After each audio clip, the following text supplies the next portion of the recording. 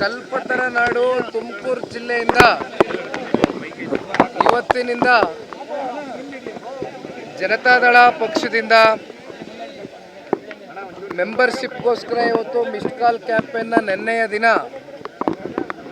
ಪಕ್ಷದ ವರಿಷ್ಠರು ಸನ್ಮಾನ್ಯ ದೇವೇಗೌಡರು ಸಾಹೇಬರು ಹಾಗೂ ಪಕ್ಷದ ನಮ್ಮ ನಾಯಕರಾಗಿರ್ತಕ್ಕಂಥ ಸನ್ಮಾನ್ಯ ಕುಮಾರಣ್ಣವರು ಹಾಗೂ ಎಲ್ಲ ಪದಾಧಿಕಾರಿಗಳು, ಮಾಜಿ ಶಾಸಕರು, ಹಾಲಿ ಶಾಸಕರು, ವಿಧಾನ ಪರಿಷತ್ನ ಸದಸ್ಯರು, ಸಂಸದರು, ಕಾರ್ಯಕರ್ತ ಬಂಧುಗಳ ಸಮ್ಮುಖದಲ್ಲಿ ನಿನ್ನೆಯ ದಿನ JP ಭವನದಲ್ಲಿ ಅಧಿಕೃತವಾಗಿ ರಾಜ್ಯ ಪ್ರವಾಸವನ್ನು ಚಾಲನೆಯನ್ನು ಕೊಟ್ಟಿದ್ದಾರೆ. ಇವತ್ತು ವಿಶೇಷವಾಗಿ ತುಮಕೂರು ಜಿಲ್ಲೆಗೆ ಮೊದಲನೇ ದಿನದ ಈ ಒಂದು ಪ್ರವಾಸಕ್ಕೆ ಭೇಟಿಯನ್ನು ಕೊಡ್ತಾ ಇದ್ದೇನೆ, ಹೆಜ್ಜೆಯನ್ನು ನೀಡ್ತಾ ಇದ್ದೇನೆ. 60 ದಿನಗಳ ಕಾಲ ನಿರಂತರವಾಗಿ ರಾಜ್ಯಾದ್ಯಂತ ಹಲವಾರು ಜಿಲ್ಲೆಗಳು, ಹಲವಾರು ತಾಲೂಕುಗಳು ಮೊದಲನೇ ಹಂತದಲ್ಲಿ ಪ್ರವಾಸವನ್ನು ಕೈಗೆತ್ತಿಕೊಂಡಿದ್ದೇನೆ. ಇವತ್ತು ತುಮಕೂರು ಕಲ್ಪತರ ನಾಡುಗೆ ಇವತ್ತು ವಿಶೇಷವಾಗಿ ನಾವೆಲ್ಲರೂ ಏನು ಬಂದಿದ್ದೇವೆ ಮೊದಲನೇ ದಿನದ ಈ ಒಂದು ಪ್ರವಾಸದಲ್ಲಿ.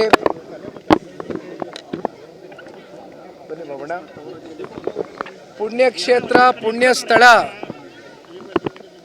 ಸಿದ್ಧಗಂಗಾ ಮಠಕ್ಕೆ ಇವತ್ತು ಭೇಟಿಯನ್ನು ಕೊಟ್ಟು ನಡೆದಾಡುವ ದೇವರು ಅಂತಕ್ಕಂಥದ್ದು ಇವತ್ತು ಯಾರು ಕೂಡ ಶ್ರೀ ಶ್ರೀ ಶ್ರೀ ಶಿವಕುಮಾರ ಸ್ವಾಮೀಜಿಯವರು ಈ ಒಂದು ಪುಣ್ಯಕ್ಷೇತ್ರದಿಂದ ಸಾಕಷ್ಟು ಜನ ಇವತ್ತು ಬಡ ಮಕ್ಕಳು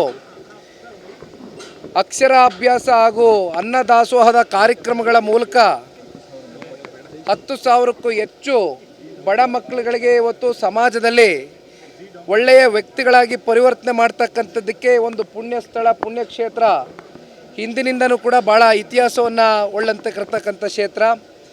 ಆ ಹಿನ್ನೆಲೆಯಲ್ಲಿ ಇವತ್ತು ನಾವೆಲ್ಲರೂ ಪಕ್ಷದ ಮುಖಂಡರುಗಳು, JDLP ನಾಯಕರಾಗಿರ್ತಕ್ಕಂಥ ಸನ್ಮಾನ್ಯ ಶ್ರೀ ಸುರೇಶ್ ಬಾಬಣ್ಣವರು, ನಮ್ಮ ತುಮಕೂರು ಗ್ರಾಮಾಂತರದ ಮತ್ತೊಬ್ಬರು ಹಿರಿಯ ಮುಖಂಡರಾಗಿರ್ತಕ್ಕಂಥ ನಿಂಗಪ್ಪಣ್ಣ ಅವರು, ತಿಪ್ಟೂರಿನ ಶಾಂತಕುಮಾರ್ ಅವರು, ಜಿಲ್ಲಾಧ್ಯಕ್ಷರು ಅಂಜನಪ್ಪನವರು ಹಾಗೂ ಸಾಕಷ್ಟು ಜನ ಪ್ರಮುಖ ಮುಖಂಡರು, ಕಾರ್ಯಕರ್ತರು ಇವತ್ತು ಸಿದ್ಧಗಂಗಾ ಮಠಕ್ಕೆ ಬುದ್ಧಿಯವ್ರನ್ನ ಒಂದು ಆಶೀರ್ವಾದವನ್ನು ಪಡ್ಕೊಂಡು ಹೋಗ್ತಕ್ಕಂಥದ್ದಕ್ಕೆ ಇವತ್ತು ಭೇಟಿಯನ್ನು ಕೊಟ್ಟಿದ್ದೇವೆ. ನಿನ್ನೆ ಸಭೆಯಲ್ಲಿ ಶಾಸಕ ಮಿತ್ರರು ಮೊನ್ನೆಯ ದಿನ ಪಕ್ಷದ ಚೌಕಟ್ಟಿನಲ್ಲಿ ಒಂದು ಆಯೋಜನೆ ಮಾಡಿದ್ದಂಥ ಒಂದು ಸಭೆಯಲ್ಲಿ ಎಲ್ಲರೂ ಕೂಡ ಪಾಲ್ಗೊಂಡಿದ್ದರು. ಅನಿರೀಕ್ಷಿತವಾದಂಥ ಒಂದು ಘಟನೆ ಸಂಭವಿಸಿದ್ರಿಂದ ವಿಮಾನದಲ್ಲಿ ಏನು ಒಂದು ದುರಂತ ಆಯಿತು ಅಹಮದಾಬಾದ್ನಲ್ಲಿ. ಶುಕ್ರವಾರನೇ ನಾವು ಈ ಒಂದು ಕಾರ್ಯಕ್ರಮವನ್ನು ಮಾಡಬೇಕಾಗಿತ್ತು. ಆದರೆ ಕುಮಾರಣ್ಣವರು ಕೇಂದ್ರದ ಸಚಿವರಾಗಿದ್ದಾರೆ, ನಮಗೆ ನಮ್ಮದಾದಂಥ ಜವಾಬ್ದಾರಿಗಳಿದೆ. ಹಾಗಾಗಿ 1-2 ದಿನಗಳ ಕಾಲ ನಾವು ಈ ಒಂದು ಕಾರ್ಯಕ್ರಮವನ್ನು ಮುಂದೂಡಿಕೆಯನ್ನು ಮಾಡಿದ್ವಿ. ಅಂತಿಮವಾಗಿ ಭಾನುವಾರ ನಿನ್ನೆಯ ದಿನ ಕಾರ್ಯಕ್ರಮ ನಡೀತು. ಹಾಗಾಗಿ ನಿಮಗೆ ಗೊತ್ತಿದೆ, ಶನಿವಾರ ಭಾನುವಾರ ಅಂದರೆ ಅದರಲ್ಲೂ ವಿಶೇಷವಾಗಿ ಶಾಸಕ ಮಿತ್ರರಿಗೆ ನಿರಂತರವಾಗಿ ಅವರ ತಾಲೂಕಿನಲ್ಲಿ ಮದುವೆಗಳು, ಕಾರ್ಯಕ್ರಮಗಳು ನಿರಂತರವಾಗಿರ್ತದೆ. ಹಾಗಾಗಿ ಶನಿವಾರ ದಿನ ಬಹುತೇಕ ಶಾಸಕ ಮಿತ್ರರು ಬಂದಿದ್ದರು, ಉಪಸ್ಥಿತರಿದ್ದರು. ಸನ್ಮಾನ್ಯ ಕುಮಾರಣ್ಣ ಅವರ ಆ ಒಂದು ಸಭೆಯಲ್ಲಿ, ಪಕ್ಷದ ಚೌಕಟ್ಟಿನಲ್ಲಿ ನಡೆದಂಥ ಸಭೆಯಲ್ಲಿ ಎಲ್ಲರೂ ಭಾಗಿಯಾಗಿದ್ದರು. ಯಾರ್ಯಾರು ಭಾಗಿಯಾಗಿರಲಿಲ್ಲ ಅವರು ನಮ್ಮ ಜೊತೆ ಫೋನ್ನಲ್ಲಿ ಮಾತಾಡಿ ಚರ್ಚೆ ಮಾಡಿದರು, ಕುಮಾರಣ್ಣ ಅವ್ರಿಗೂ ಚರ್ಚೆ ಮಾಡಿದರು. ಬಟ್ ಮೆಜಾರಿಟಿ ಎಲ್ಲರೂ ಇದ್ದರು. ಜಿಲ್ಲಾ ಪಂಚಾಯಿತಿ, ತಾಲೂಕು ಪಂಚಾಯಿತಿ ಸರ್ಕಾರ ಮನಸ್ಸು ಮಾಡಬೇಕಾಗಿದೆ. ಇವತ್ತು ಸರ್ಕಾರ ಇಲ್ಲಿವರೆಗೂ ಮನಸ್ಸು ಮಾಡಿಲ್ಲ. ಜಿಲ್ಲಾ ಪಂಚಾಯಿತಿ, ತಾಲೂಕು ಪಂಚಾಯಿತಿ ಇರ್ಬೋದು, ಬೆಂಗಳೂರಿನ ಕಾರ್ಪೊರೇಷನ್ ಚುನಾವಣೆ ಇಡ್ಬೋದು, ಇವೆಲ್ಲದೂ ಕೂಡ ಇವತ್ತು ತಡೆ ಹಿಡಿದು ಕೂತ್ಕೊಂಡಿದ್ದಾರೆ. ಹಾಗಾಗಿ ಇದು ಸರ್ಕಾರದ ಕಡೆಯಿಂದ ಅತಿ ಶೀಘ್ರದಲ್ಲೇ ZPTP ಬೆಂಗಳೂರಿನ ಕಾರ್ಪೊರೇಷನ್ ಚುನಾವಣೆ ಆಗಬೇಕು ಅಂತಕ್ಕಂಥದ್ದು ನಾವು ಕೂಡ ಆಗ್ರಹಿಸ್ತೇವೆ. ಇಲ್ಲಿ ನೋಡೋಣ, ನಾನು ಈ ಪಕ್ಷದ ನಿಷ್ಠಾವಂತ ಕಾರ್ಯಕರ್ತನಾಗಿ ಕಾರ್ಯಕರ್ತರ ಜೊತೆಗೆ ಇವತ್ತು ನಾನು ಜೊತೆಗೂಡಿ ಈ ಪಕ್ಷವನ್ನು ಬೇರು ಮಟ್ಟದಿಂದ ಕಟ್ಟಬೇಕು ಅಂತಕ್ಕಂಥ ತೀರ್ಮಾನವನ್ನು ಮಾಡಿ ನಮ್ಮ ಪಕ್ಷದ ಹಿರಿಯ ಮುಖಂಡರುಗಳ ಜೊತೆ ಇವತ್ತು ನನಗೆ ಅವರು ಕೂಡ ಸಾಥ್ ಕೊಟ್ಟಿದ್ದಾರೆ ಈ ವಿಚಾರದಲ್ಲಿ. ಹಾಗಾಗಿ 60 ದಿನಗಳ ಕಾಲ ಪ್ರವಾಸ ಮಾಡ್ತಾ ಇದ್ದೇನೆ. ಇಲ್ಲಿ ರಾಜ್ಯಾಧ್ಯಕ್ಷರು ಇದು ಪ್ರಶ್ನೆ ಅಲ್ಲ, ಇದೊಂದು ರೀತಿ ಅಪ್ರಸ್ತುತ ಇವತ್ತಿಗೆ.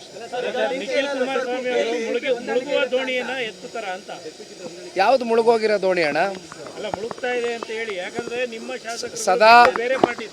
ಸದಾ ಕಾಲ ಜನತಾದಳ ಪಕ್ಷದ ಪರವಾಗಿ ಸನ್ಮಾನ್ಯ ದೇವೇಗೌಡರು ಸಾಹೇಬರು ಹಾಗೂ ಕುಮಾರಣ್ಣ ಅವರ ಹೋರಾಟಕ್ಕೆ ಪ್ರತಿಫಲವಾಗಿ, ಬೆನ್ನೆಲುಬಾಗಿ ರಾಜ್ಯದ ಜನತೆ ಆಶೀರ್ವಾದ ಮಾಡಿದ್ದಾರೆ. ಬಹುಶಃ ಅನೇಕ ಚುನಾವಣೆಗಳಲ್ಲಿ ಅದು ಸಾಬೀತಾಗಿದೆ.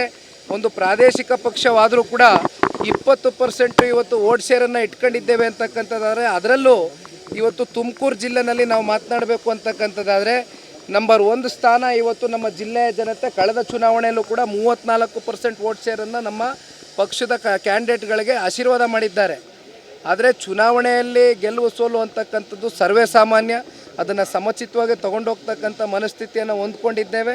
ಪಕ್ಷದ ಕಾರ್ಯಕರ್ತರಿದ್ದಾರೆ, ಹುಮ್ಮಸ್ಸಿದೆ, ಅಭ್ಯರ್ಥಿಗಳಲ್ಲಿ ಹುಮ್ಮಸ್ಸಿದೆ, ಒಂದು ಹೊಸ ಚೈತನ್ಯ ಇದೆ. ಅದಕ್ಕೆ ಪೂರಕವಾಗಿ ನಾವೆಲ್ಲ ಕೆಲಸ ಮಾಡಿ ಜನರ ಧ್ವನಿಯಾಗಿ ಕೆಲಸ ಮಾಡಿ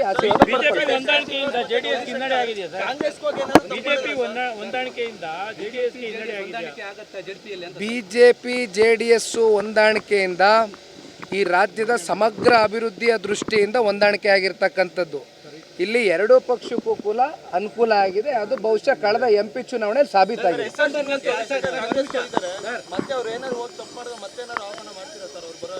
ನಮ್ಮ ಪಕ್ಷದಲ್ಲಿ ಈಗಾಗಲೇ ಕಳೆದ ಸಾರ್ವತ್ರಿಕ ಚುನಾವಣೆಯಲ್ಲಿ ಗುಬ್ಬಿಯಿಂದ ನಾಗರಾಜ್ರವರು ಕಣಕ್ಕಿಳಿದಿದ್ರು, ಕೆಲಸ ಮಾಡಿದ್ದಾರೆ, ದುಡಿದಿದ್ದಾರೆ. ಈಗಲೂ ಕೂಡ ಸಂಘಟನೆ ನಿರಂತರವಾಗಿ ಅವರ ಲೀಡರ್ಶಿಪ್ಪಲ್ಲಿ ಗುಬ್ಬಿ ತಾಲೂಕಲ್ಲಿ ಸಾಗ್ತಾ ಇದೆ.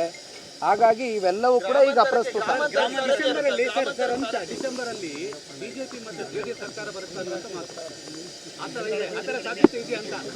ನೋಡೋಣ. ನೀವೆಲ್ಲ ಮಾಧ್ಯಮ ಸ್ನೇಹಿತರು ಭಾಳ ಬುದ್ಧಿವಂತರು. ಎಲ್ಲ ವಿಚಾರ ನಮಗಿಂತ ಮುಂಚೆ ನೀವು ಗ್ರಹಿಕೆ ಮಾಡ್ಕೊಳ್ತಾ ಇರ್ತೀರಿ. ನವೆಂಬರ್ ಕಳೆದ ಮೇಲೆ ಏನೇನಾಗುತ್ತೆ ನೋಡೋಣ.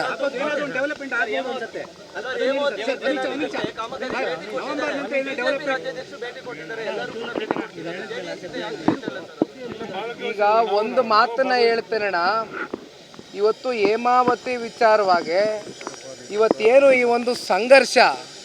ಒಂದು ಸಂಘರ್ಷಕ್ಕೆ ಎಡೆ ಮಾಡಿಕೊಟ್ಟಿರ್ತಕ್ಕಂಥದ್ದು ಈ ರಾಜ್ಯ ಸರ್ಕಾರ, ರಾಜ್ಯದ ಮುಖ್ಯಮಂತ್ರಿಗಳು, DCM ಅವರು ಇವತ್ತು ಜಲಸಂಪನ್ಮೂಲ ಸಚಿವರಾಗಿದ್ದಾರೆ. ಆದರೆ ಇವತ್ತು ಇಲ್ಲಿರ್ತಕ್ಕಂಥ ರೈತರು, ನಾನು ಇವತ್ತು ಹೇಮಾವತಿ ಅಂದ ತಕ್ಷಣ ಒಂದು ಕಡೆ ವೆಸ್ಟರ್ನ್ ಘಾಟ್ಸಿಂದ ಹರಿದು ಬರ್ತಕ್ಕಂಥ ನೀರು, ಇವತ್ತು ಹೇಮಾವತಿ ಜಲಾಶಯದಿಂದ ಒಂದು ಕಡೆ ಮಂಡ್ಯ, ತುಮಕೂರು, ಹಾಸನ, ರಾಮನಗರ ಎಲ್ಲ ಕಡೆ ಕೂಡ ಇವತ್ತು ರೈತರು ಈ ಒಂದು ನೀರನ್ನು ಬಳಕೆ ಮಾಡ್ಕೊಳ್ತಾ ಇದ್ದಾರೆ. ಅಂತಿಮವಾಗಿ ಈ ರಾಜ್ಯದ ಉಪಮುಖ್ಯಮಂತ್ರಿಗಳು, ಜಲಸಂಪನ್ಮೂಲ ಸಚಿವರು ಒಂದು ಪ್ರಶ್ನೆ ಕೇಳಲಿಕ್ಕೆ ಇಷ್ಟಪಡ್ತೇನೆ. ಇಷ್ಟೆಲ್ಲ ರಾದಾಂತ ಆಗ್ತಾ ಇದೆ, ಇಲ್ಲಿವರೆಗೂ ಬಂದು ಒಂದು ಉತ್ತರ ಕೊಟ್ಟಿಲ್ಲ. ಯಾವ ರೈತರುಗಳನ್ನು ವಿಶ್ವಾಸಕ್ಕೆ ತಗೊಂಡು ಇಲ್ಲಿರ್ತಕ್ಕಂಥ ಸೋತಿರ್ತಕ್ಕಂಥ ಗೆದ್ದಿರ್ತಕ್ಕಂಥ ಜನಪ್ರತಿನಿಧಿಗಳನ್ನ ಕರೆದು ಕೂರಿಸಿ, ರೈತರು ಕರೆದು ಕೂರಿಸಿ ಒಂದು ಸಮಾಲೋಚನೆ ಮಾಡಿ ಇದನ್ನು ಯಾವ ರೀತಿ ಸರಿಪಡಿಸ್ಬೇಕು ಅಂತದ್ರ ಬಗ್ಗೆ ಇಲ್ಲಿವರೆಗೂ ಸರ್ಕಾರ ಗಮನ ಕೊಟ್ಟಿಲ್ಲ. ಅವರು ರಾಜಕಾರಣ ಮಾಡ್ತಕ್ಕಂಥದ್ರಲ್ಲೇ ಸಮಯ ವ್ಯರ್ಥ ಮಾಡ್ತಾ ಇದ್ದಾರೆ. ನೀರಿನ ವಿಚಾರವಾಗಿ ರಾಜಕಾರಣ ಆಗಬಾರ್ದು ನೋಡಿ. ಎಸ್, ಈಗ ಹೇಳ್ಬೋದು, ನೂರಾರು ಥರ ಹೇಳ್ಬೋದು.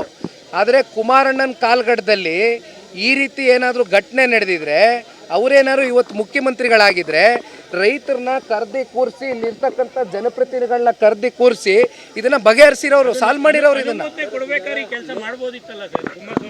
ನೋಡಿ, ಇವತ್ತು ವಿರೋಧ ಪಕ್ಷದವರು ಏನು ಬೇಕಾದ್ರೆ ಹೇಳ್ಬೋದು. ಸರ್ಕಾರ ಇವತ್ತು ಆಡಳಿತ ಕಾಂಗ್ರೆಸ್ ಕೈಯಲ್ಲಿದೆ.